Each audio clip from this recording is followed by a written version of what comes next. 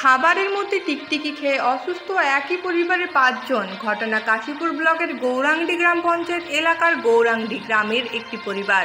ওই পরিবারের সদস্য কাজল দাস জানান, গতকাল রাতে খাবার রান্না করার সময় খাবারের মধ্যে টিকটিকি পড়ে যায়। পরে আমরা বুঝতে পারি খাবারের মধ্যে টিকটিকি ছিল। অসুস্থ হয় আমার বাবা, স্ত্রীসহ ২ শিশু। চিকিৎসার জন্য তালাজুড়ি প্রাথমিক স্বাস্থ্যকেন্দ্রে প্রাথমিক চিকিৎসার পর কাশীপুরের কল্লোলী গ্রামীণ হাসপাতালে নিয়ে যাওয়া হয়। পরে উন্নত চিকিৎসার জন্য রঘুনাথপুর সুপার স্পেশালিটি হাসপাতালে ভর্তি করা হয়।